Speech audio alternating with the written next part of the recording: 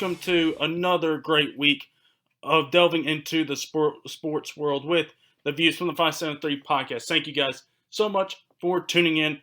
I am one of your co-hosts, Ryan McDaniel, joined alongside by me today, as always, Peter Lewis. Peter, how are you doing today? Very good, Ryan. It's the fun time of year. Our college football is back. That is true. We are doing our week one predictions. But before we get into any of that stuff, let's say hello for the third consecutive week in a row, Matt Mormon. Matt, how are you doing? Joe DiMaggio better look out because I think I'm on my way to beating his streak.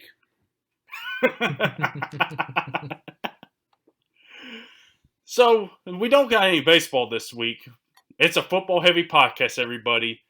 And we got a bunch, as Peter mentioned, we're doing college football today. We are doing our week one predictions. We're finally getting into the regular slate of games.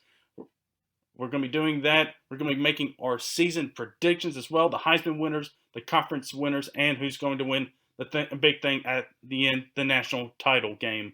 We're also going to be talking about, we're going to be wrapping the NFL previews up this week as well with the NFC East. And next week we will do our NFL predictions and do our week one predictions for the NFL season. But first, guys, we got to start off with the big news that shook the football and really the sports world to its core. Andrew Luck, the Indianapolis Colts quarterback, retiring at the age of 29. This happening during Sunday night of all times. And the Colts were playing a preseason game. He was on the sidelines, and Colts fans found out through watching the game, and it was a weird thing. And Matt, you said pre-show that you had a story about how you discovered this. So how did you discover this? So I went on a float trip this weekend and had no cell service Friday or Saturday. So when we leave the campground on Sunday morning, you just kind of get all your notifications at one time, right? Just mass chaos.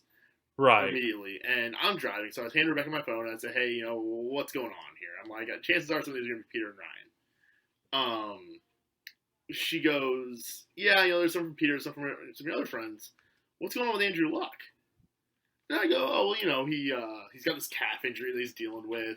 He's probably going to end up missing week one. I'm like, they probably put him on the PUP list or something. Yeah. And then she goes, how old is he? And I think, oh, that's kind of a strange question, but, whatever. He was drafted in 2012. I know Russell Wilson just turned 30, so he's probably getting close to 30, but, he's not old by any means. Yeah. She goes, he's retiring. Like, what?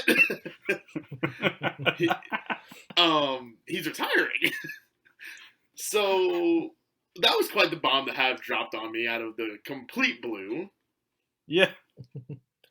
I had a 2007 moment. I was watching the Miami, Florida game. We'll get into that train wreck soon, or later in the pod, of course. And I was just, not really paying attention. I saw on the bottom ticker, where the news happens, it was like, breaking news, Andrew Luck retired. I was like, what? Wait, what? And then my friend immediately texted me, Andrew Luck effing retired. So it was kind of interesting to have that feeling again of, you learn something without a smartphone. Right, not on Twitter. Yeah. Now I remember what, the pre-smartphone days were like. It was kind of rewarding.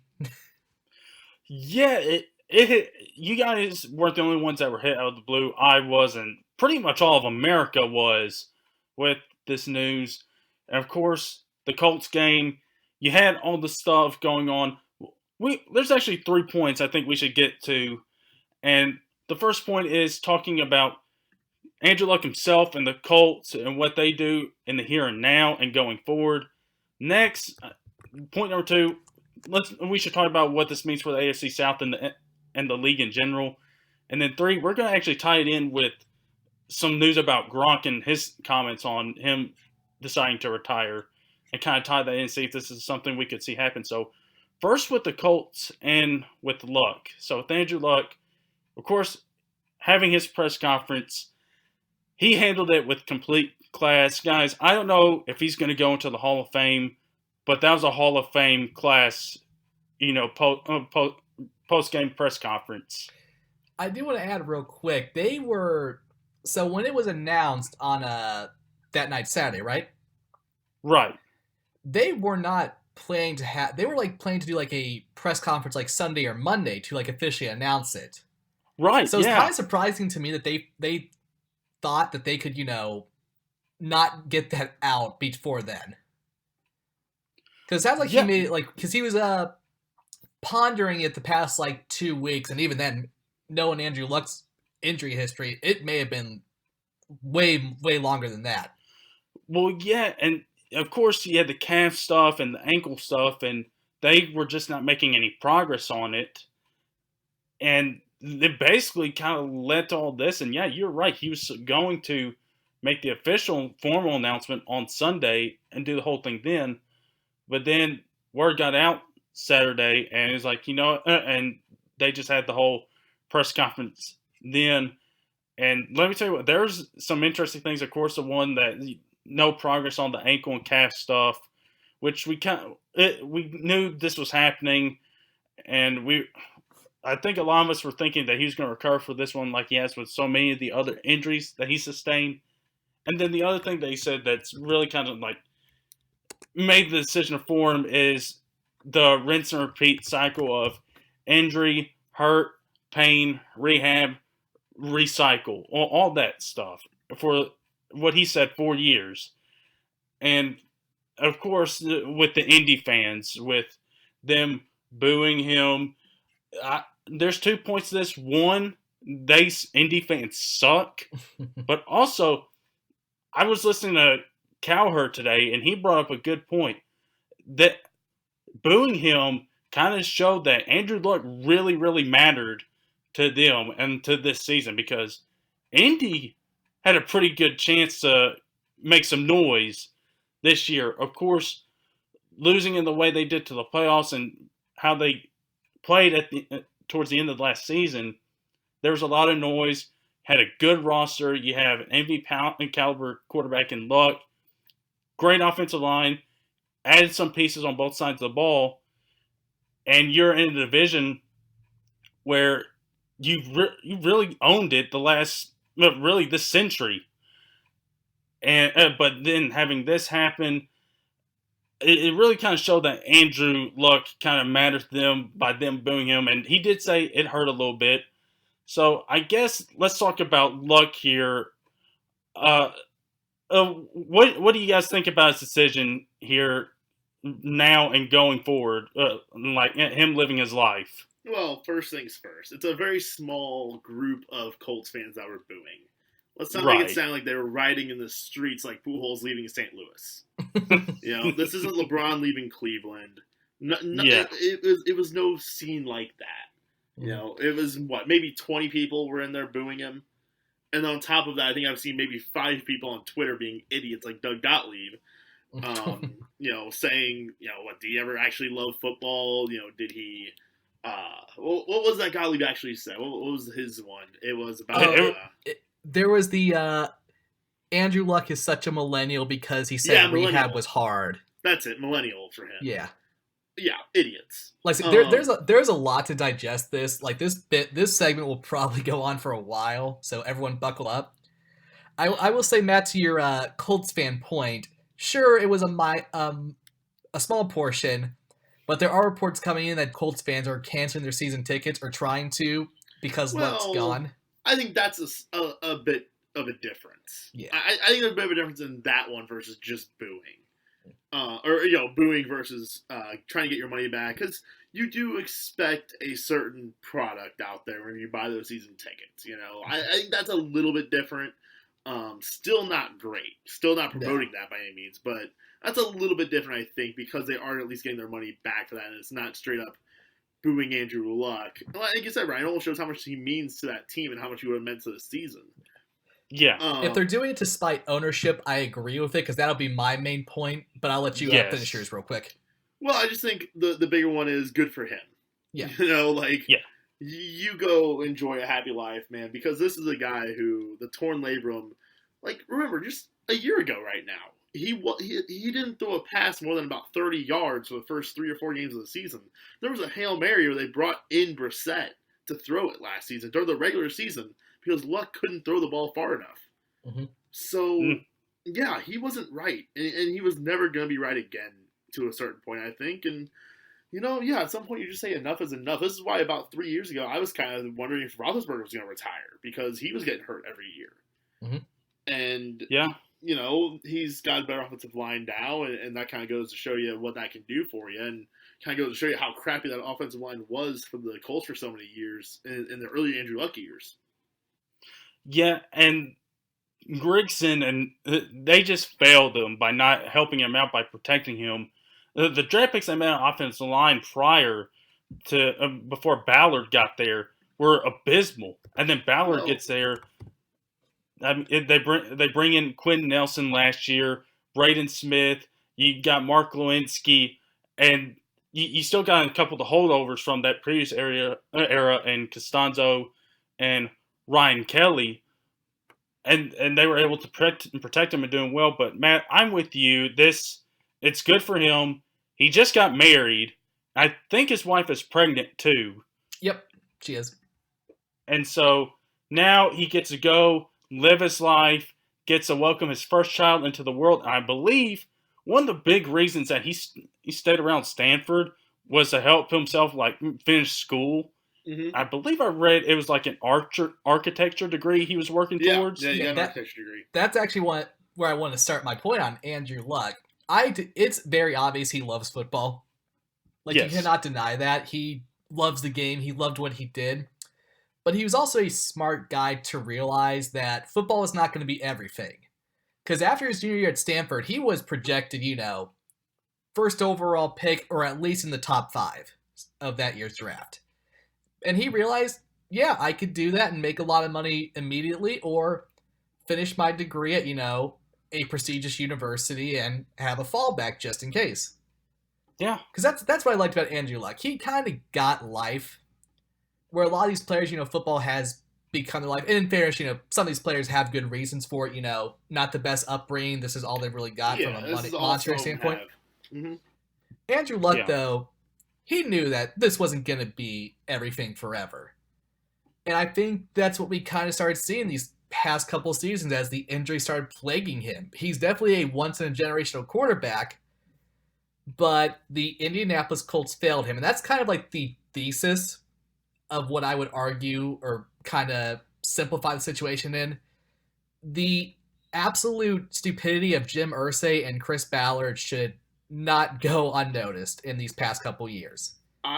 Peter, yes, I agree with you. However, I think that is a very common way that teams try to build their teams. You look at the Arizona Cardinals right now, and they just did the exact same thing that the Colts did, where they brought in the quarterback without the team being ready with Kyler. That's why I was banging the drum. They should take Kyler. They should trade the pick. They should move down. They should take offensive line. Get him some receivers. Get the quarterback some help before he gets himself killed. My example is always Sam Bradford, where I think Bradford could have been a good quarterback, but he had zero help. He had zero line. He had zero receivers to go to the ball to when he was in trouble. And so he ate a bunch of sacks. He took a bunch of hits. And now look where Sam Bradford's at. It's the same exact thing. And this is how teams do it, though, because they see that quarterback and they go, oh, we got to go get that quarterback right now because there may not be another one. Well, there's always going to be – it may not be Andrew Luck, but, there's always going to be another quarterback. You got to build around him before you get him, I think. I've been a big proponent of that for a while now. Oh, don't wrong. Yeah. I agree with that point, too. But I was more kind of leading into the years where he started really getting hurt and they realized, okay, we have our generational quarterback. Now let's start focusing on the line. I think, for me, the catalyst was that 2017 draft. Because, throughout the 2017 offseason, we were he had the surgery on the arm, and we were kind of unsure if he would play that season. And, well, as it turned out, I think week 8, he was just completely shut down. Yeah. But that draft, when they knew, okay, we nearly killed our once-in-a-generation quarterback. How do we draft? Oh, let's do a safety, a cornerback, and a defensive end in our first 3 picks. Well, to be fair on that one, Peter, too, though, the defense also sucked. Yes, it did. But I'm not disagreeing with you on this because, yes, look at how it turned out. And, yeah, the offensive line was hot garbage then, too.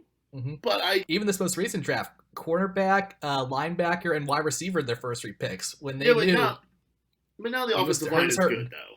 Yeah. Like, now, who are you replacing on that line? Oh, don't get me wrong. Like, they were in a bad position, but that's the thing. The Colts just realistically did not look like they cared about what they were doing at some points. Yeah, up until really last year. And then they addressed the offensive line, got 2 solid players, and Nelson, which looked like one of the best guards in the league at times. And he also took Braden Smith to help out on the right side. And, of course, Anthony Costanzo, you know what he brings. And Kelly and Galinsky are solid, and so they were able to protect him. You couldn't even touch Andrew Luck, and that was one of the things that really benefited them when you saw the run that they made was really a product of them being able to protect him. Yeah. And I guess going forward, let's talk about the Colts with the here and now. So obviously he got Brissett coming in at quarterback. He's had some starts. I believe he last started for him in some games in 2017, back when the line was hot garbage. Now you bring him in, and now you start him. The roster is better than it was in 2017. You got the line there. I know some projections have dropped the Colts off a little bit. How far off are your predictions from the Colts before this to after Luck's retirement? Well, first of all, I think this is the best Indianapolis Colts team overall. You know, assuming back when there was Andrew Luck, right? But like everything excluding quarterback here, I think this is maybe the best team they've had since they drafted Luck. Mm-hmm. Like, this team was going to be really, really good. They were, I tell you what, the AFC wild card was going to be a tough decision because between the Texans and Colts, you know, one of them was going to be division winner. One of them was probably going to be a wild card. But then you also have the Browns. You also have the Ravens. You also have Steelers, whoever doesn't win that division. You also have between the Chiefs and the Chargers. I think you knocked the Colts out of this picture. Mm-hmm. Yeah. Here's a weird thing that I kind of took away after Luck retired, because I kind of agree on paper this is definitely one of the better Colts teams we've had, which kind of makes it all the more confusing why Luck would leave. I mean, again, in fairness to him, he's had so many injuries, and, you know, like we said last year, he couldn't even throw the ball for too far, and they had to bring in backups to do it for him. Yeah. I wonder if maybe Luck just looked at the team, especially the offensive line, just had doubts and didn't want to do it again. I don't think that was it. I really don't think that was it. I think it was more of a thing where that ankle or that calf, because it was misdiagnosed to begin with. Yeah. I think that kind of gave him just this feeling of, ugh, here we go again. I don't think it has a single thing to do with the team that's currently out there. Okay. And I think it was because I mentioned this earlier, the cycle repeating itself. Yeah, just the here we go again feeling.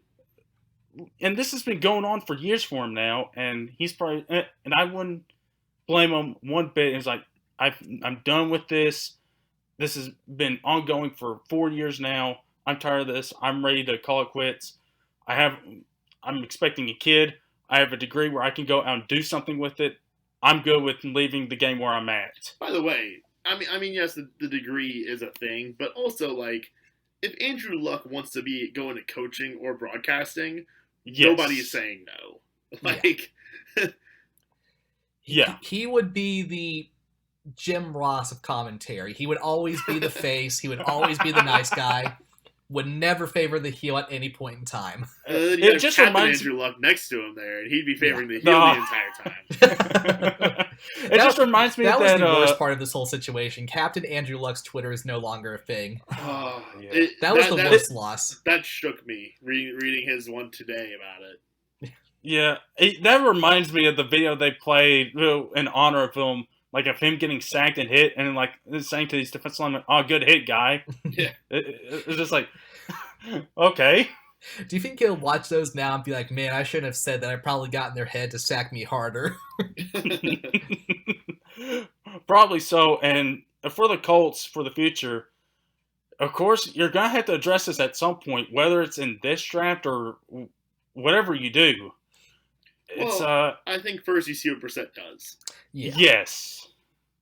I'd say, especially this season, because I would, if you're going to tank for anybody, I feel like the better guy is Tank for Lawrence. Well, they're too good to Oh take. man.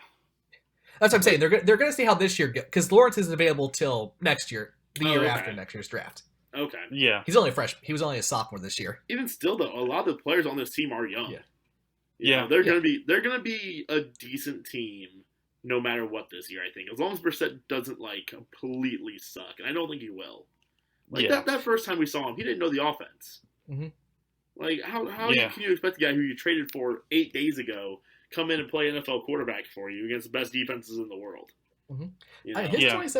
His 2017 season, sure, you can look at the 13-7 touchdown interception ratio, like, that's not good. 3,000 passing yards, 469 attempts, 58, almost 59% completion. He also ran in a couple. I mean, the guy's got a couple of interesting things here to work with. Yeah. It should be noted he got sacked 52 times that year. Right. So again, Well, Indy, for God's sakes, help your quarterback. And with him being kind of a running quarterback, you're gonna have higher sack numbers. Mm-hmm. But yes, that offensive line was that was the pits of it. Yeah, and it's got me thinking, of course, Indy, the time they lose another generational quarterback, they right in line, and here comes another generational quarterback. And Trevor Lawrence is like, oh, you got to be kidding me with this.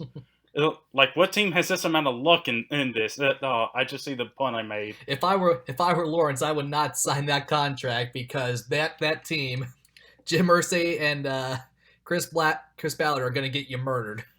Well, Ballard didn't. It was mainly Gregson. It was mainly him. Ballard, he's done a nice job, and he's the reason they got some guys like Darius Leonard, Quinn Nelson, who I believe it was the first time since the Bears back. Oh, man, I can't remember who they drafted, but it was like when they had 2 all-pro players in their first years on the same team. It was a complete wild stat. And so moving on to number 2, and what's this do for the AFC South and for the NFL in general? Now, we'll throw in some AFC South news here right now. The Texans, Lamar Miller, he tears his ACL. He's done for the year. Of course, and they got Duke Johnson earlier in the offseason, so now they're looking at who's going to be running back. And also, you have the Jadeveon Clowney situation where where he was going to report this week, and he fired his agent, but then he found out that Houston was trying to look to deal him. Now he's not coming back, and they're talking to Miami about dealing him for Larry Tunsil. It's been a proposal I've heard. And so, guys, I'm sure Houston, Tennessee, and Jacksonville were all celebrating when they got this news. Well, okay, first of all, let's talk about Larry Tunsil here. So we just have Andrew Luck and this whole thing play out, right? Right. You're sitting here if you're Miami, and okay, we traded for Josh Rosen, right? He could be our quarterback. But we need to find out whether or not he can be. Let's trade away our best offensive lineman, and get this guy killed who we aren't sure, but we think could be our quarterback. And by the way, if he's not, then we're going to have the first overall pick, and we're going to take a quarterback with that one. And he won't be having Larry Tunsil blocked for him either. I don't think they're trading away Larry Tunsil. Does Jim Irsay own the Dolphins as well?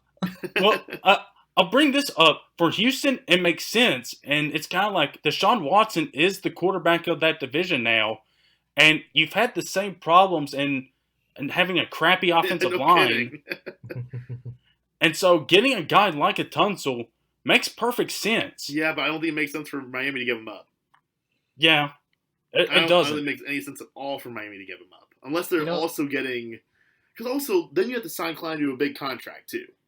Yeah. Like, if you're Miami right now, what you want is to build an offensive line, get a couple receivers, find out if Rosen's your guy, and keep as much cap space open as you can to go spend money on guys once you have that quarterback.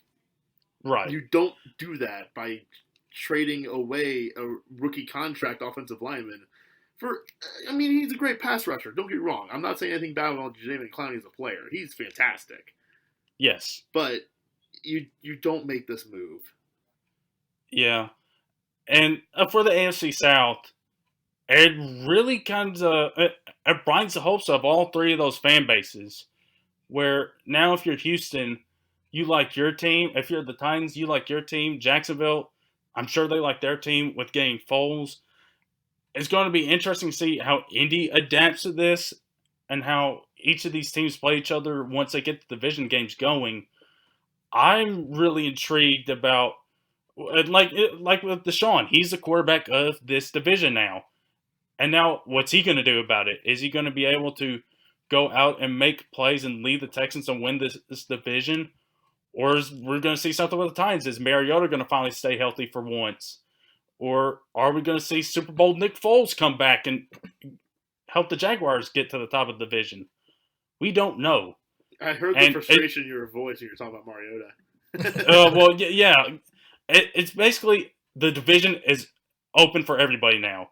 Given it was open when we were talking about it, and the division was going to be tough, and you didn't know who's going to win where and why and all this stuff. Now it just really opens the door for somebody to make the move to win this division. Whether it's the Colts, if they stay at the top, or one of the other three teams, it's going to be interesting. And also, let's talk about the league. It's crazy because, of course, the Colts, they built the roster up, and it looks really good. And you could have of course, they played the Chiefs in the playoffs last year. And now it's looking like, as Andrew Luck, who is a guy that a lot of people look to as maybe being one of the next guys after Breeze, Rodgers, Brady, to be the next in line to be the star quarterbacks that lead their teams to championships. Now he's gone. And now you have the guys like Mahomes, Watson, Goff, Wentz, all these guys Lamar. Hold off on that, Matt. But I think it's a really interesting spot, considering we talked about where the Colts were. They made the playoffs last year. They performed really well to end the season, and they had high expectations. Now, Indy's starting Jacoby Brissett, who, when he's been given time, has shown you good things. There's a reason why the Patriots drafted him, and Belichick was really like Brissett and what he brought to the table. And it's going to be very interesting to see how the league sort of adapts it and how it looks different without Andrew Luck sort of leading the Colts. And again, he was a generational guy when he was taken in 2012. And people were looking at him and RG3, and of course he had the RG3 season his rookie year when he goes bananas, and then you find out like, oh, Andrew Luck is the generational type. He's just got to stay healthy. And so we see that play out. And then the final point, this is where we tie in the Gronk news. So, Peter, Gronk said some interesting things this weekend. Yeah, so first of all, he said this at a press conference where he's getting into the weed business, because at that point, that's the most Gronk thing he can do, not playing football. But he also said physically he is 100% ready to play football again, but he just is mentally drained. So he basically hinted he could come back, which I think we all kind of considered was a possibility. But that's kind of crazy for, Gronk, someone we just kind of considered to be a huge meathead, to say, like, I expected Luck, to be honest with me. Gronk, though, it's kind of shocking to hear him say that out loud, that, yeah, mentally I just can't do it. Because he seems like the guy who would just play through the pain, not know when to quit, and he flat out said on that. There might be a little bit of a less mental capacity there. Yeah, and this is a great way to tie it in with Luck, because Gronk, he's, 28, 29? I think he's actually 30. 30. Or maybe even 31. Okay. He's a little bit older. I believe he was a 2010 or 2011 draft.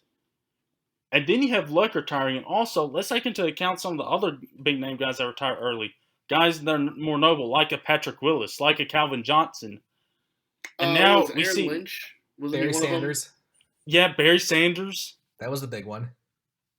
Yeah, and so now I'm guessing, could this be something we see happen more of? And I'm not sure if we could, but I'm definitely thinking with Andrew Luck's comments and what he said, if you're somebody that has suffered a lot of injuries and you're like in your 20s and you're getting into your late 20s and about to hit 30, I'm thinking they take a look at this example and say, hey, especially if they're a first or second round guy, or maybe if they're a late round guy, they broke through, became a star, or making tons of money. Kind of like an AB situation here. Like if AB said, I'm good with the amount of money I made, I'm not going to age well as a wide receiver heading into my 30s. You don't know how he's going to age well. Like, I want to be done. And I think some people, of course, you're going to have the people that are anti-APs like, no, screw you. But people will be like, oh, yeah, I get that now. Could we see some more of this happening going forward in the future? First of all, I would love to see that alternate universe of Antonio Brown. Because that sounds like a reasonable Antonio Brown who's not crazy.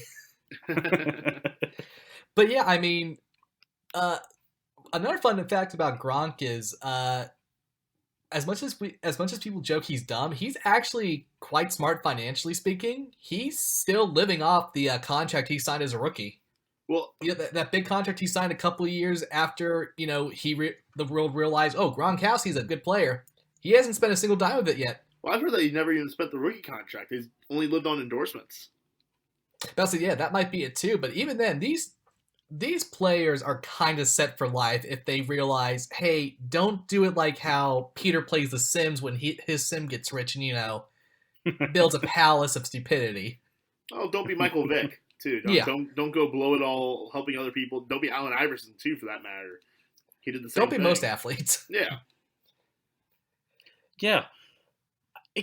It could be interesting, and I don't know. I think a lot of people, especially people in NFL, and like you're saying, where like the NFL has gone safer, but it is still a dangerous game.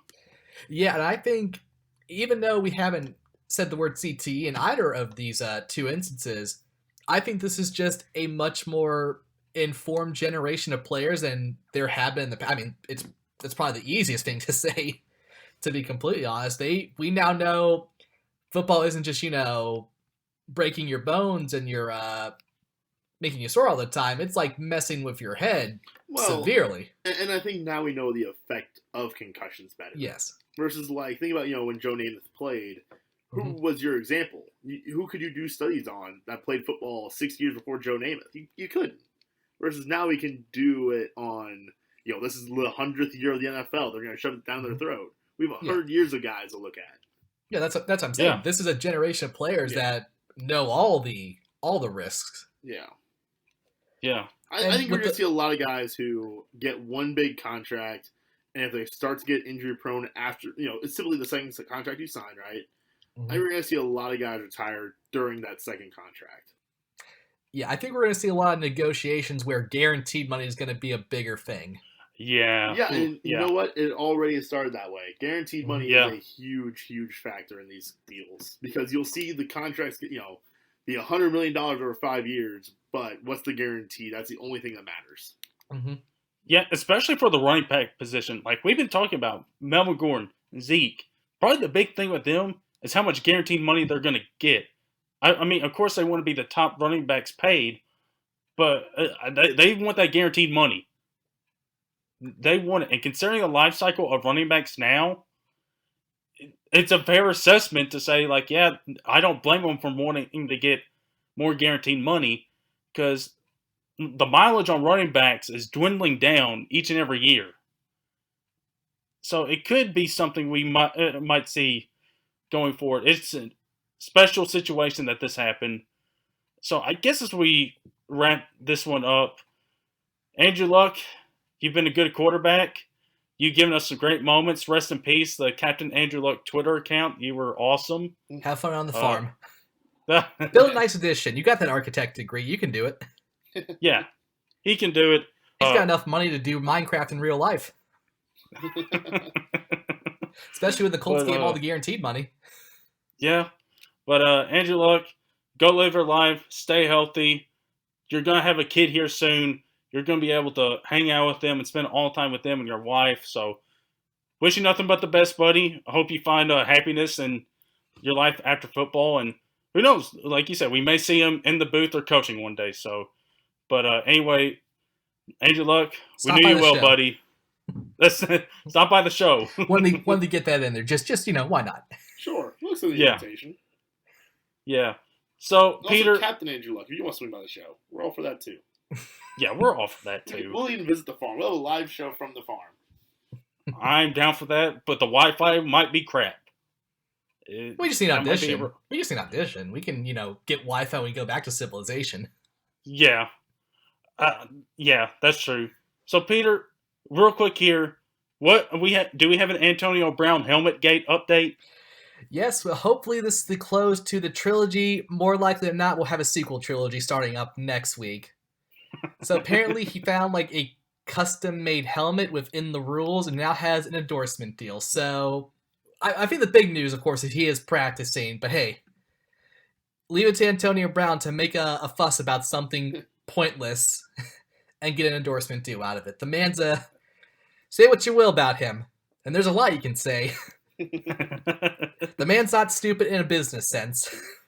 No, he's not. So, with that said, let's wrap up the previews, guys.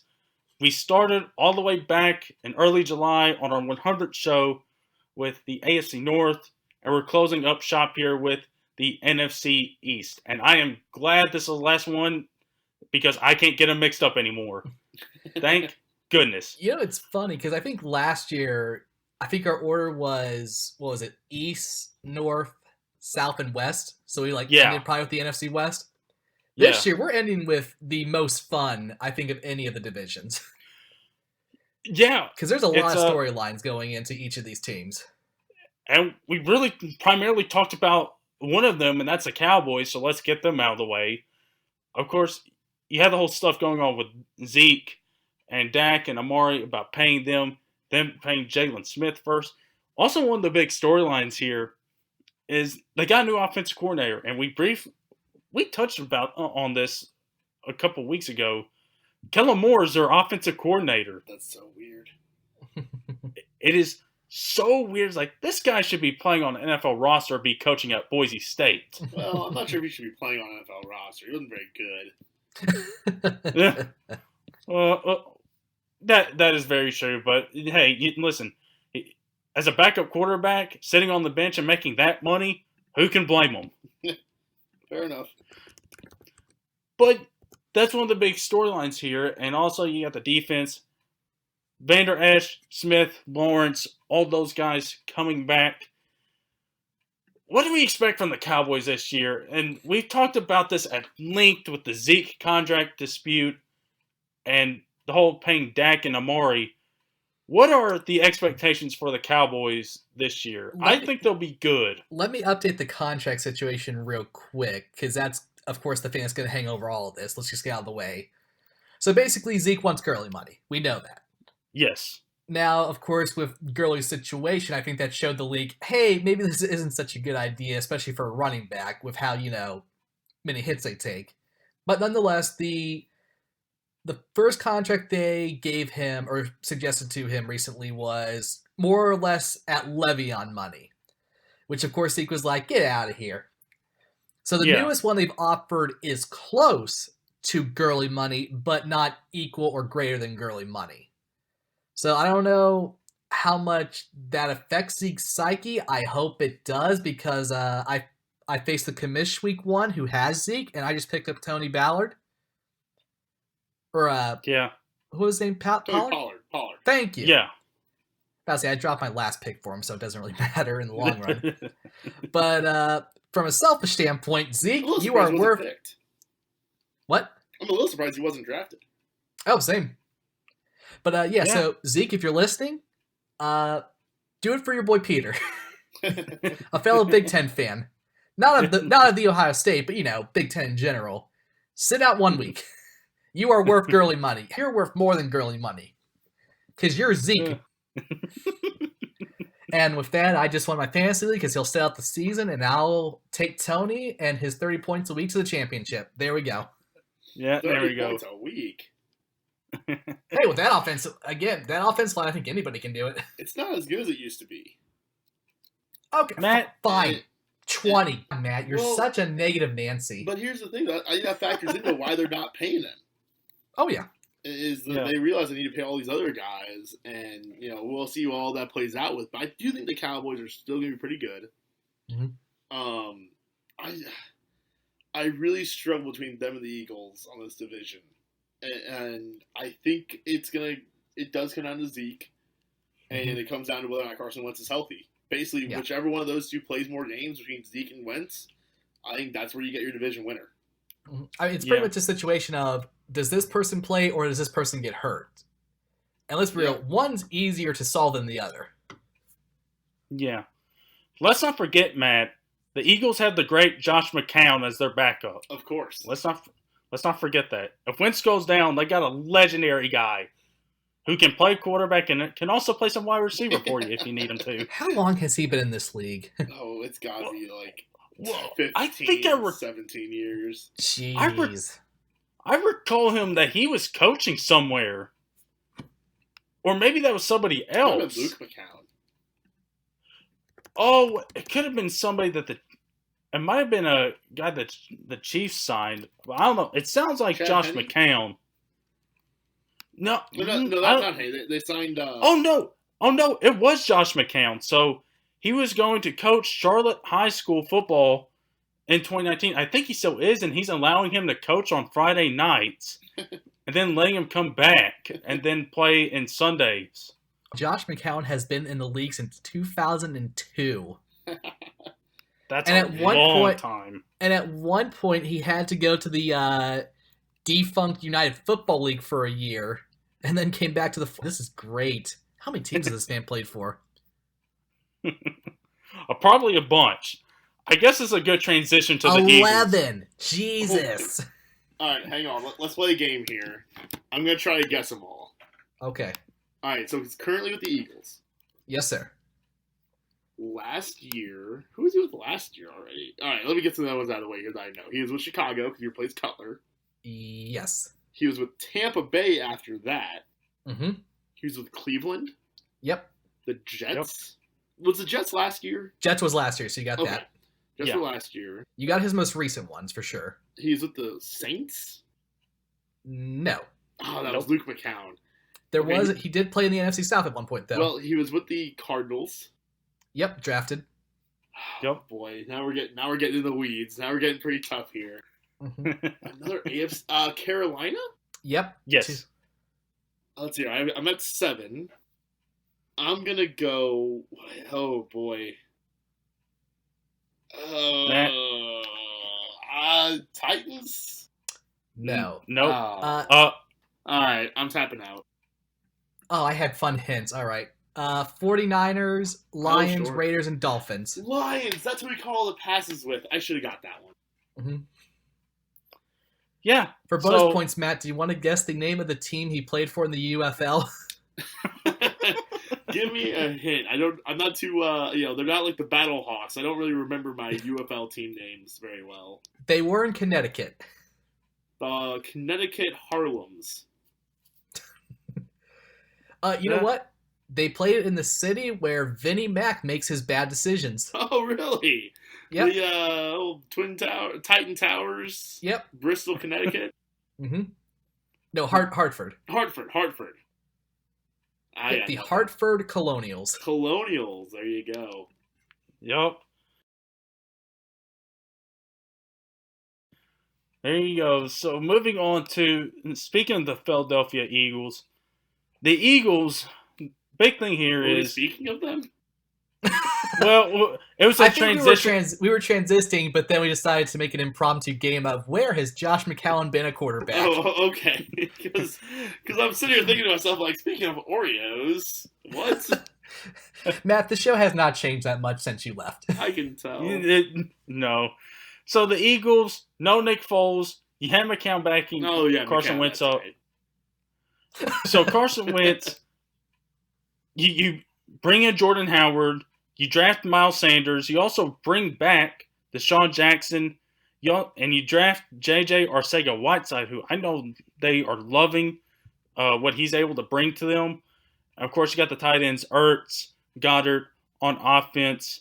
And then on defense, you pretty much got everybody coming back. Brandon Graham, Timmy Jernigan, Fletcher Cox, and you still got good linebackers in secondary play with Darby, Samuels. You got some guys you're hoping could make a move with Avonte Maddox, Douglas, Sidney Jones.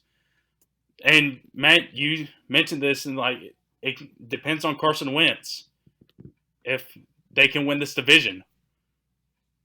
Yeah, And basically. If something happens to him, we joke about how great, I'm putting in air quotation marks, McCown is, but if Wentz is hurt again, I think you seriously have to question if they've made the right move with extending him. And it's like, yes, but I think it's the same question you always have with the quarterback extensions. If you don't, what do you have? Mm-hmm. That's also true. You know, if you didn't extend Wentz, what are you looking at? This guy has the skill to be an MVP candidate. Absolutely. Yes. And I think he's been one. Yeah, that's right. That's right. I couldn't remember if he did good it, but I think he's definitely probably the lead candidate, especially with the weapons he has. Like, you look at the Eagles, it's funny because I did my fantasy draft this week. I was like, besides Ertz, I don't really want anybody that bad from a weapon standpoint. Mm-hmm. But the amount of people he can throw to and make moves with is kind of stupid good. Yeah, no. They added some good pieces on that offense. And, of course, that offensive line is pretty good, too. Kelsey, Brooks, Lane Johnson, Jason Peters. That's a pretty good offensive line, if you ask me. Yeah, and then, left guard's the one thing you got to figure out. Mm-hmm. Yeah, and then you got the weapons there. I like Sanders, too. Yeah. I know they like him, too. And Peter, I think you mentioned, was like, why do they like him? And yeah, I don't know if it's because their rival, the Giants, took Saquon, so they're like, oh, let's get another Penn State running back. Yeah, Miles Sanders is nowhere close to Saquon Barkley. Well, he wasn't the second overall pick either, though. I mean, he was the second round pick. Yeah. But I'm saying the idea that you got a Penn State quarterback that's doing a running back that's doing good. Let's get another one that was behind him. Like, Sanders can be a good power back, I would say. He's got to work on his vision. That was the big thing watching him at Penn State last year. I was like, this guy's just running into traffic for no good reason. Well, like kind of like Jordan Howard. Yeah. Apparently have a thing for those kinds of guys. You see 4 tacklers and only just run at them. Yep. By the way, they did also bring back Darren Sproles, so there's another guy who's just going to kill you and, take all of the catches. Him and Nelson Aguilar are going to combine for about 16 catches and 40 yards a game. Yeah, funny enough, I drafted Jordan Howard, and that was like the pick I immediately realized, like, why did I do that? Yeah. Why did I take Jordan Howard? I think this is a better, from an offensive standpoint, it's a better fit for him compared to the Bears' offense and how that system works. But again, mouths to feed. Yes. Yeah, I mean, basically, you brought back Deshaun Jackson. You have Ertz, Goddard. You have Alshon there. It's you got a lot of weapons on offense, and hey, this is the best problem to have for an NFL team. And too many weapons. For Carson Wentz. Yeah, especially for Carson Wentz. I think especially with the line improvements, I think he's going to be safer. Not 100% safe by any stretch of the imagination because it is football. But I think they can reduce a lot of the hits he takes. So if that's the case, I think this team, even if Zeke was playing all season long, they're still my favorite. Yeah, they got a deep team. They got a lot of weapons. The defense is really good. It all just hinges on what are you going to get from Carson Wentz. Ryan, if you take that, are we ready to transition off the Eagles? Because that would be great. Yeah, but okay, yeah, go ahead and make the transition. All right, Ryan. So if you take everything you just said about the Eagles and you reverse it, that's the Redskins. No, they have no receivers. Well, at least the Giants have a couple. They have Saquon. Yeah. Okay. Fair. Yeah. Fair enough. They have Evan Ingram. Yeah. But the Redskins, man, they've really just got crap, don't they? Yeah. And you know what's funny is I look at this Redskin team and I'm like, how is this different from the Redskin teams of the past 5 years? It just feels like more of the same, just like you're just putting people in there. Well, and the thing is, last year they actually weren't that bad.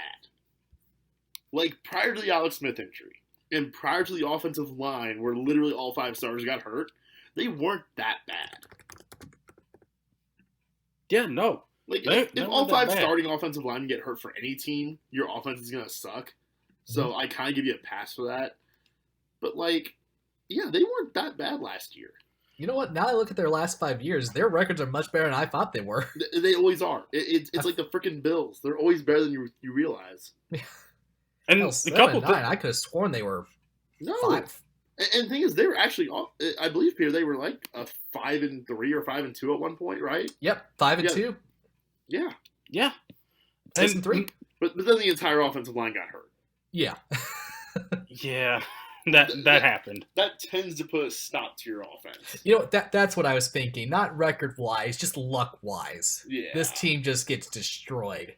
Yeah, they've Now, got luck. Is it because their name's racist? Maybe. Maybe. Big G above's like, yo, come on, guys.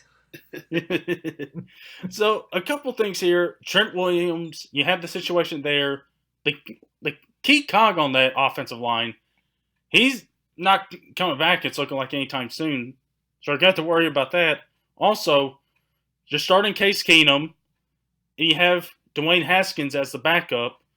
Colt McCoy is hurt, and Alex Smith is hurt. God.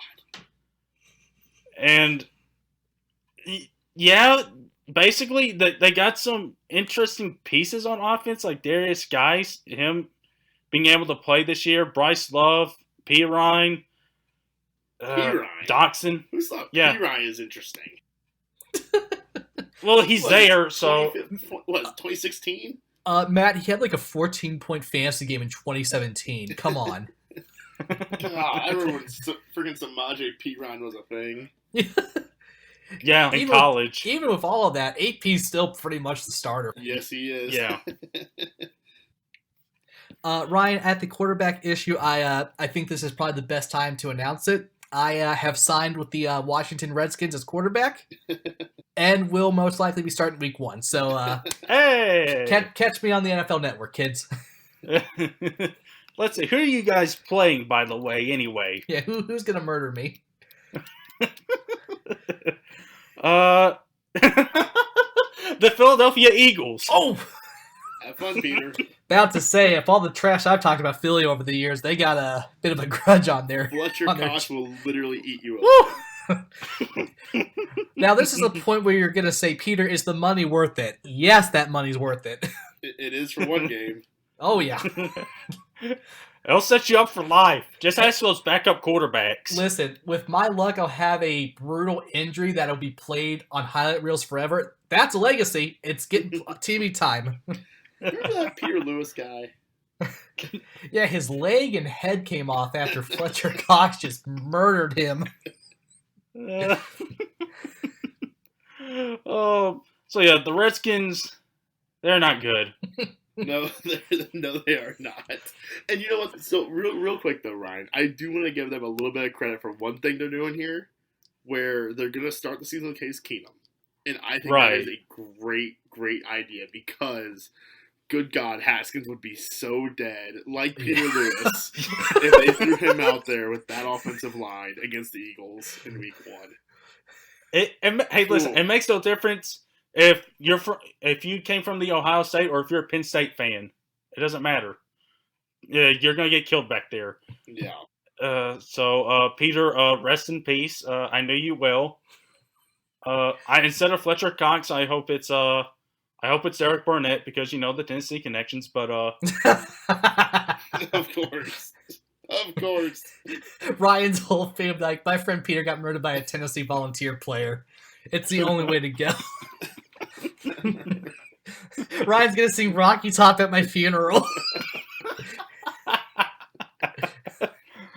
No, I think Rocky Top is still my ringtone, so I'll just have somebody call me and I'll have that playing in the background.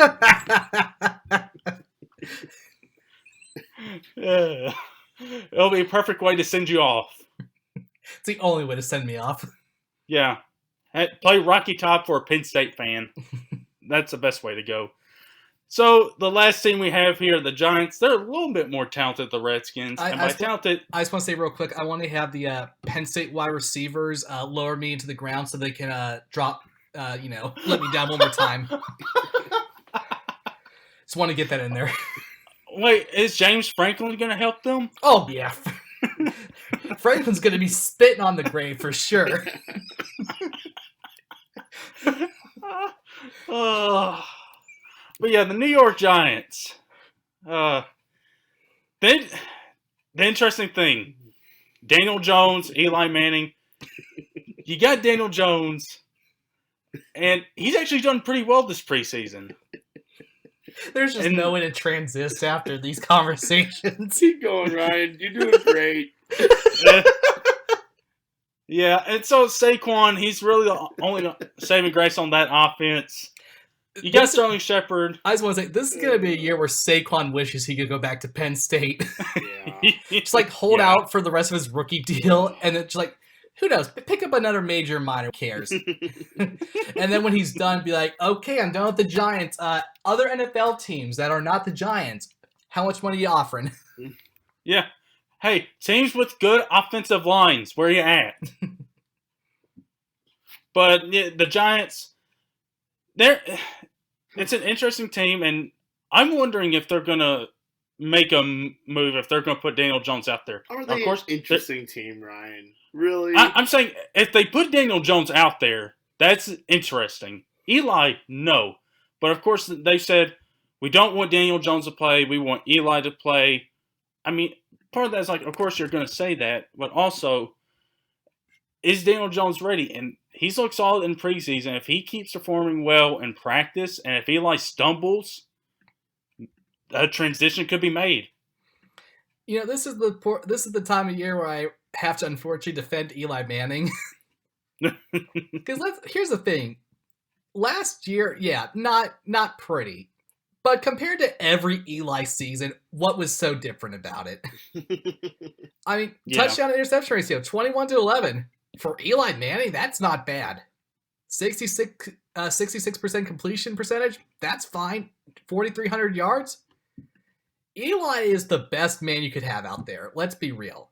Sure, he's going to get sacked relentlessly because he got it 47 times last year. Yeah.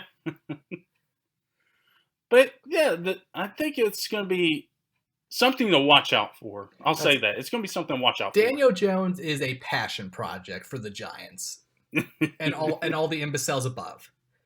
You should not be starting him week 1. No. Like I say, you can have a fun game against third stringers or second stringers in the preseason. When you're starting week 1 against the real deal, it's going to be like me staring down the Eagles defense. It's going to like, oh, I have got myself in quite a pickle here. Let's see, who the Giants... Oh, the Giants are playing the Cowboys week 1. So, yeah, that's probably not the best idea for them is put Daniel Jones out there week 1. But I don't think they have any intentions to. It's just going to be a thing to watch and see if there's some rumblings. Because you guys know who's always the favorite player? The backup quarterback. And the whole reason you start Eli and tolerate what he does is because there's that off chance he'll accidentally lead you to a Super Bowl. It's not going to be this year by any means, of course.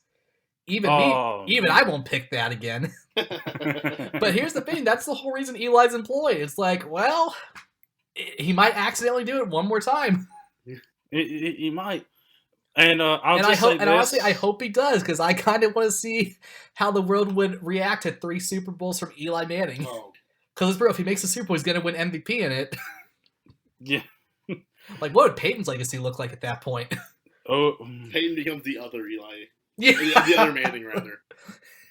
Oh, yeah.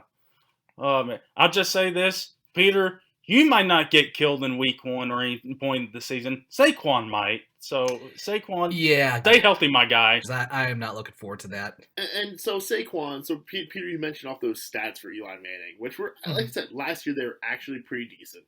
Yeah. That's my worry for Saquon Barkley's fantasy value, though, is the fact that last year Eli was actually kind of decent.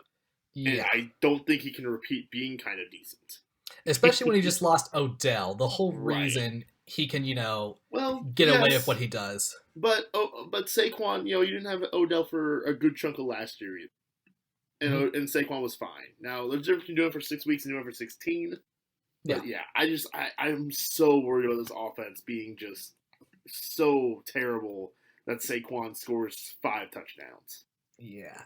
I mean, the passing game, it's Evan Ingram, who's a great tight end, but you're never going to have your tight end be the volume leader. You just can't. Right.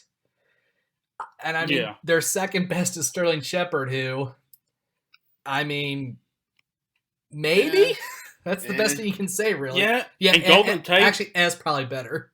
And Golden Tate suspended for the first 4 games. Forgot about that. He's good. Yeah, that's a thing. So I guess I'll wrap it up for the NFC East. Like I said, I'm glad we don't have to do this again, and I get them mixed up. So next week we're going to be moving on. Yep, we're going to be locking in the picks, making our predictions. The first game is next Thursday night with the Packers and Bears. Going to be a good matchup. We'll see early on how the LaFleur-Rodgers tandem works, and we'll see if the Bears can keep on the same track that they were. See if they actually found a kicker this year. I don't know. Yeah. I don't know if their kicker is still that Chris Blewett guy. I hope it is, but I doubt it. I mean, to be honest, I wouldn't have a kicker whose last name was Blewett either. So there's that. All right, moving on to college football. And, fellas, this is where I'm going to say my goodbyes. What a shock. I know. No, I am going to duck out for college football this week, unfortunately. Hey, listen. Matt, be sure to listen to the end of this because how we're going to do some predictions is going to get really stupid. So of course it is. You'll probably want to understand how many points you can make come bowl season. Oh, boy. All right. I love how he still says college football is a gimmick when we literally had 53 prop bets for the Super Bowl last year, counting towards who wins. So, college football, we had week 0 unofficially last week. We had Miami versus Florida. We did our Price is Right rules. We did that style. And, Peter, who ended up on top here? So, first of all, if there was ever a reason to maybe why college football should have maybe just at least one preseason game, it would have been this. This game was atrocious to watch. The only reason I was watching it was because once I see chaos and just calamity, I'm all in. I mean, Miami's quarterback was getting sacked every 5 seconds. It was wonderful. Hey, it helped you out with your sacks prediction. Oh, yeah. Well, so, basically, bonus points wise, I got 5, Matt got 3, Ryan, you got 5 correct, but 2 of them were right on the money, so that's an extra bonus points. So you have 7 going into week 1. Woohoo! Of course, that's why Matt left because he's last place already. But yeah, what's the big things to take away? Penalties. Got 23 of them for 225 yards. Holy. Oh, boy. I thought I was being stupid taking 20 penalties. No, I was kind of right. No, big shout out to the Hawaii Rainbows, as you like to call them, the Skittles. They end up winning their game against Arizona, the only other game. They stopped Arizona 1 yard short of Arizona tying the game up. So shout out to whoever made that tackle and helping me and Peter out. So going back to Florida, Miami, the crazy thing is, even though Florida dominated, they only won by 4 points. Yeah. And this has to make you wonder, because Miami, this is not the scary Miami team we were hyping up last year. This is just average Miami. Yeah. For Florida's sake, boy, you might be in for a pounding when SEC football starts, son. Oh, man. Well, I'll tell you this, Peter. Florida could look abysmal. They could look like the worst team in the whole country. They play us. They look like Alabama. They look like can come out of the U. And they're like, what do we do here? And yeah, I am concerned about that because Florida, it seems like they always have guys that can get to the quarterback each year. It doesn't matter who leaves or who's there. Yeah, I'm worried about that. It's going to be at Florida too. Hopefully the offensive line can hold up. We do got 2 5-star tackles that are projected to be starting, both freshmen. Mm-hmm. And we got Trey Smith coming back, probably our best player. And hopefully he can hold up and we can protect our quarterback, Jared Garantano, because, be honest, kids, I thought the dude was going to get murdered last year. Mm-hmm. I literally thought that, and I hope he doesn't get murdered by Florida. But, yeah, that defense of Florida, 10 sacks on its own, just wild. Mm-hmm. And, yeah, both teams, both of them look very sloppy. What college football really should do for week 0 is have the big Power 5 conference teams just schedule like maybe a lower Division 2 or upper Division 3 school, so they can get some money out of it, and they can just beat them up and see, okay, this is where we need to focus on. I think that's what they should do, because it's a game that's not going to matter. It's a game where you're guaranteed to win. Yeah, I just think it's a better idea. Yeah. So, moving on to our season predictions, we're going to do Heisman Trophy winner, the champions for the ACC, Big 10, Big 12, SEC, and Pac-12. And then we'll be doing who's going to make the playoff semifinals, as well as who's going to be in the championship and who's going to win it. So, we mentioned this briefly last week, our Heisman Trophy winners. I picked Trevor Lawrence. Peter, I believe you said Tua? No, I'm also going with Lawrence because the schedule's just easier, so I think the numbers are going to be just much higher. Yeah. So, moving on. Also we should say, these predictions will be on our sheet of college football predictions throughout the season. Yes. So, these all have a value to them. Getting the Heisman winner right is worth 5 points. It would have been higher, but let's be real, there's kind of only 2 obvious picks at this point. Yeah. If Matt really takes somebody other than them, which I doubt because he only knows Tua exists, you could get more points, but why not? Yeah. So, the ACC champion, it's going to be Clemson. Yeah. I'm going to go an extra step and say who wins the Coastal, and I think that's going to be Virginia. Oh. I think Miami, they just don't have it. And Virginia, they're kind of building to something. And I think they can make a good step. So you know what? Give me Clemson over Virginia in the ACC championship. All right, moving on. Big Ten champion. Peter, one of the funniest moments I saw was, remember that pregame show I told you about with Urban Meyer, Leinart, Bush, Brady Quinn? Well, one of the things they were talking about is, can Michigan beat Ohio State at the end of the season? Urban Meyer was talking about that. I just thought that was so funny. Let's see, talk about that being the demise of Michigan football and Jim Harbaugh for the last few years. Michigan's not going to win the Big Ten this year either. I think it's going to be Ohio State still. Real quick, for these predictions, since we're doing these picks are worth more points, give me who you think they're going to the team will defeat in these championship games. That's how we'll justify 5 points. Okay. By the way, they are playing at Michigan this year. Yeah. Well, here's the thing for Ohio State. They have Penn State and then Michigan, and they're at Ann Arbor. Yeah, that's rough. And there is some question marks about Ohio State. Not a lot. This isn't, when I hated this man forever, and I'm forgetting his name. Their coach before. Jim Tressel. Yeah. When he left, they just completely fell apart because, all the recruits ran away thinking, oh, this is the end of Ohio State. This is still the same Ohio State, just without Urban Meyer. Yeah. But I think that's just enough for Michigan to beat Ohio State, thanks to Penn State for weakening them, and then they go to the Big Ten Championship, where they will be defeated by Iowa. I'm going with Wisconsin. I think we'll see those two match up, and Ohio State will beat them. Wisconsin, it's kind of hard to – you can't go wrong with picking Wisconsin to win that division. Here's the thing. The Big Ten West, other than Illinois, I can see an argument for any of those teams.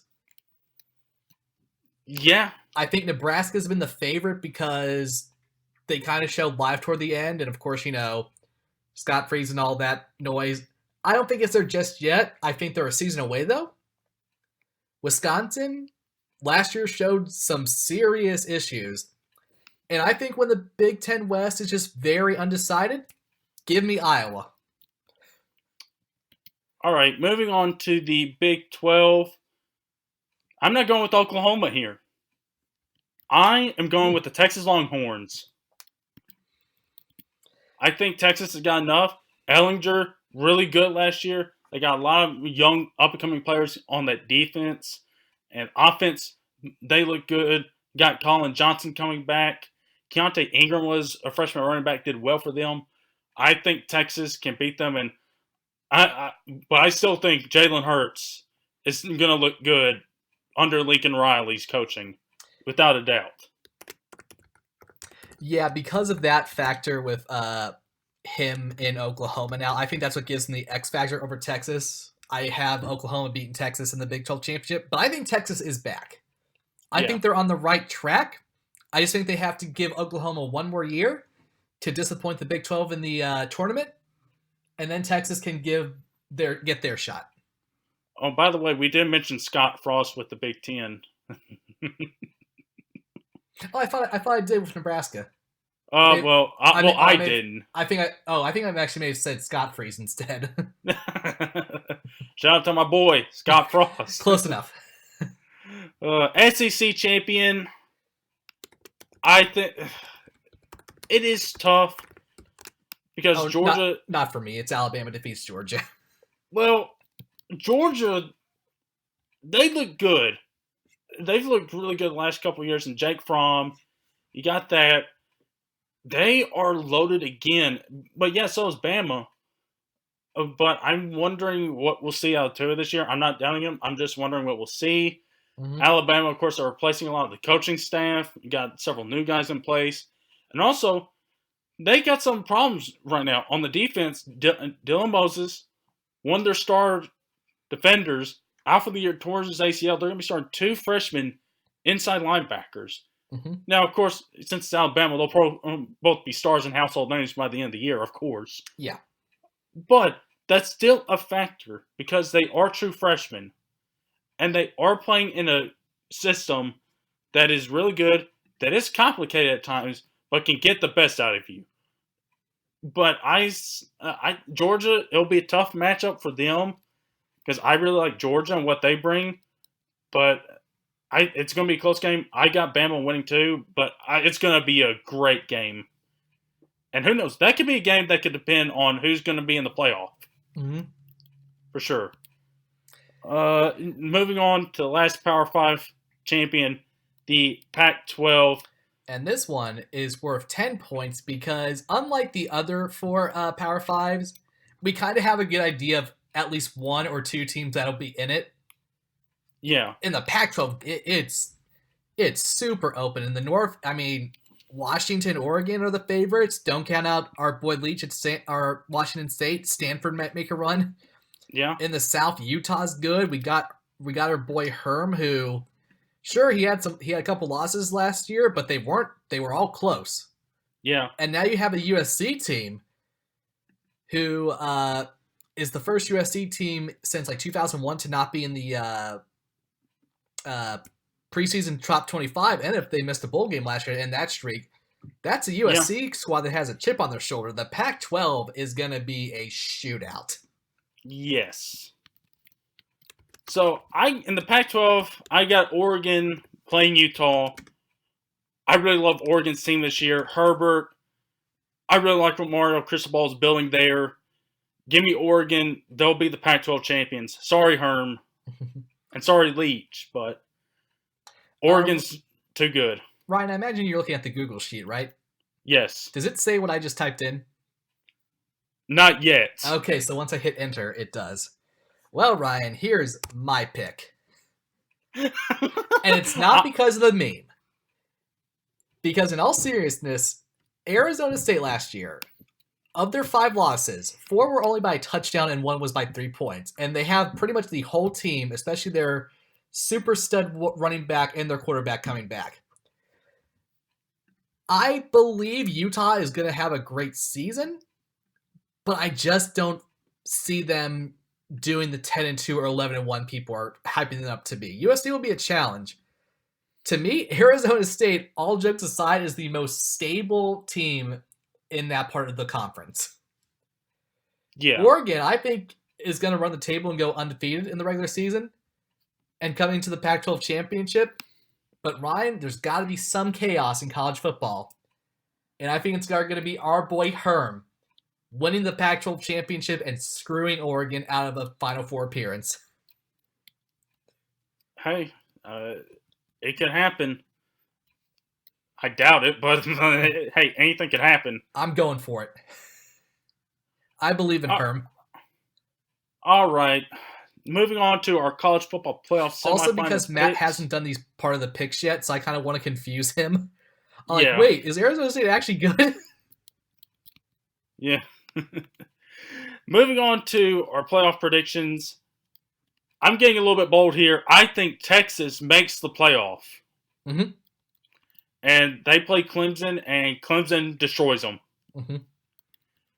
And then in the second semifinal, I got Georgia and Bama playing each other again, but nothing changes. Alabama still wins. Okay. Sorry, Kirby Smart. There was a part of me that was like, "Ooh, is he going to go for the shock?" Nope. Okay, we're fine. All is well in the world. Yeah. So we should say, since we're scoring these, here's how we're going to do this. It's the Fiesta Bowl and Peach Bowl. I'm pretty sure the Fiesta Bowl is going to be 1 versus 4, and the Peach Bowl will be 2 versus 3, but you never know. Yeah. Here's how I'm doing this, because the semifinals are worth 5 points each. The national championship is worth 10. Since we'll do all the bowl games again at the end of the season, if you have the 1 versus 4 and 2 versus 3 game correct, you can double down.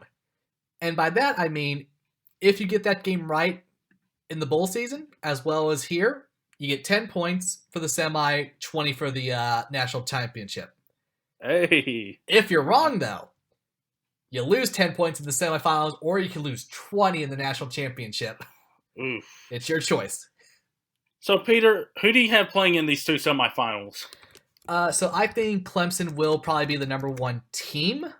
Yeah. For the season. I doubt they lose one. Yeah. And because I'm predicting chaos of Oregon losing, who, let's be real, would probably be the number 4 team. I think the number 4 team in the country, I don't think it's going to be Georgia, because I think they will have 1 regular season loss on their book. And of course, they lose in the SEC championship in my prediction. Yeah. There's only another team who I can see with 1 loss make it in. And that will be the Ohio State, who loses to Clemson. Okay. I can see that. Yeah. And as for the 2 versus 3 matchup, let's see. It's definitely going to be Alabama over Oklahoma. No doubt about that. That would be a fun game. Yeah. It was Jalen fun. Hurts. It was fun last year. Well, you get the added bonus of Hurts against Tua. Yeah. That would be fun. The ratings for that would be great. Ooh. Do I want to get bold here and have Oklahoma beat Bama? No, I can't. All right, so we're getting Clemson and Alabama apart. For the 5th year in a row, it seems. Yeah. And I went with Clemson over Alabama. It's a good pick, but I think this is a Bama team with a chip on their shoulder after getting embarrassed last year. So, roll Tide. Bama wins the national championship. See, I don't like that because Butch Jones gets a ring. And that just can't happen. So for the season predictions, those are our predictions. Now, let's go through rapid fire our week 1 predictions. We got the Peter game of the week, Idaho at Penn State. We all went with Penn State here. All across the board. It's not a risk. The Matt game of the week, Kent State at Arizona. Roll Herm. We're picking the Herm Edwards-led Arizona State Sun Devils. Mm-hmm. The Ryan game of the week. Matt, screw you for this. Of course, Georgia State, Tennessee. I'm going with Tennessee. Peter, you went with Tennessee. Matt, despite me, I want some happiness in college football this year. He goes with Georgia State. You know what, Ryan? This is the hubris of Matt winning college football last year. Yeah. He thinks he just have these BS games and just, fall apart. He doesn't realize college football, you can have a good year, but your next year could be a disaster. Look at Colorado from a couple years ago. Yeah. We all brought into it, and then they went down to earth. This isn't the NFL, Matt. Ray Lewis can't be there for a decade and a half. Yeah. You can only have for 4 years at most. Rowdy game of the week. Southern Illinois at SEMO. We all pick SEMO. Buy at #FireTook. Number 18 SEMO in the FCS rankings. Let's not disrespect them there. I don't care. I don't care. You better care. We're picking SEMO every week. Ivy League game of the week. This is going to be the replacement until we get the Ivy League start back. Yeah, until those nerds play football. UMass at Rutgers. Me and Matt went with Rutgers. Peter, you went with UMass. Rutgers sucks. If they're going to lose a game, it's going to be to UMass, an independent team trying to find a conference. I guarantee it. Number 14, Utah at BYU. We all went with Utah here. Utah, the better team. BYU, they're going to be focused on going to Tennessee. And plus, Neyland Stadium, first time alcohol is going to be sold there. And so BYU, they're looking ahead to next week's game. Those poor Mormon students are going to get in so many fights because they've never had alcohol before. Peter, they're looking ahead to next week's game, not knowing what to expect out of rowdy Tennessee fans. They're going to start off 0-2, but they're going to lose to Utah. Colorado State at Colorado. All across the board, we went with Colorado here. Florida Atlantic at number 5, Ohio State, the first test for Ryan Day. Sorry, Lane Kiffin. We're all going with Ohio State here.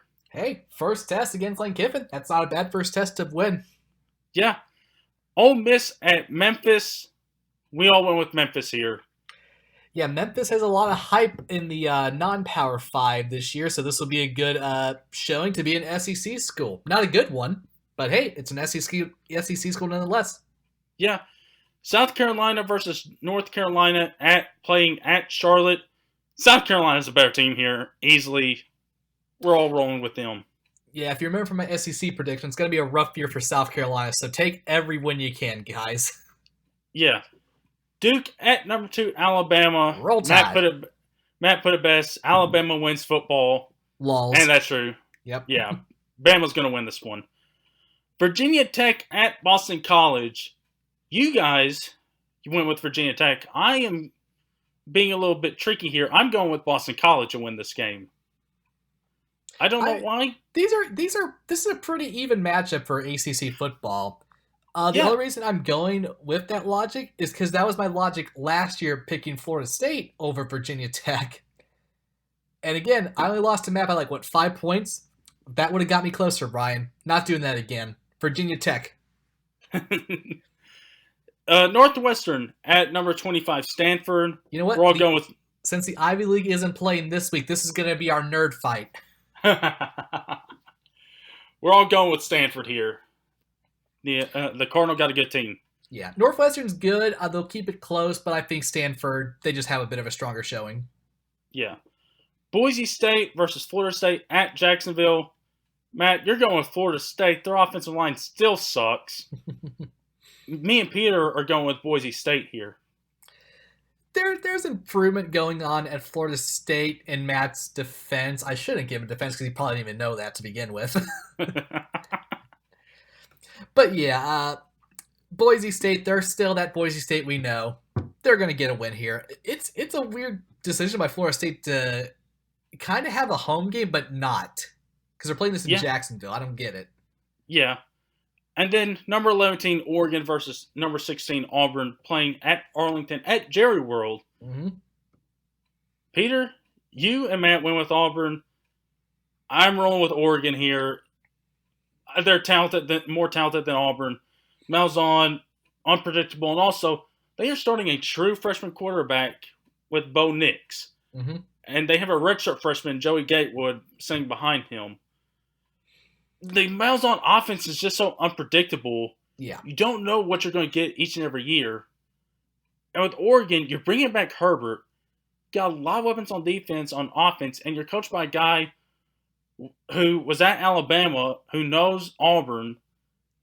I just think Oregon's a better team here, and I think they're going to win this game, the first big game of the year.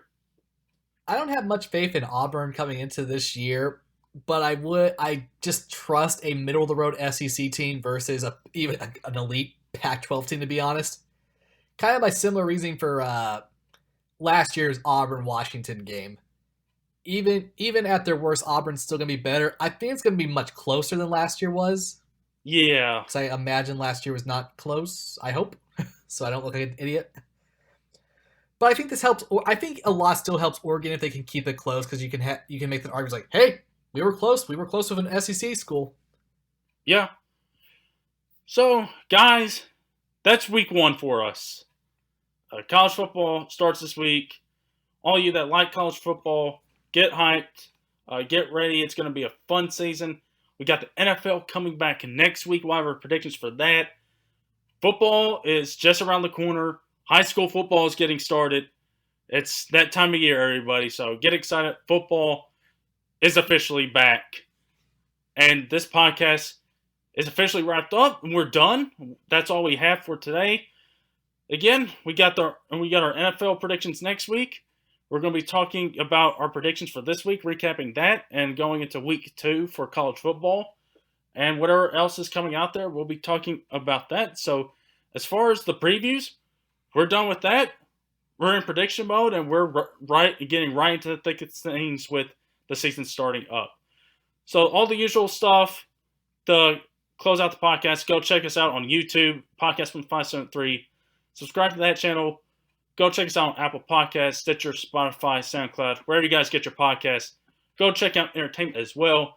We got a new episode up where we talked about D23, the Rise of Skywalker footage, and also talked about the future of film for Spider-Man.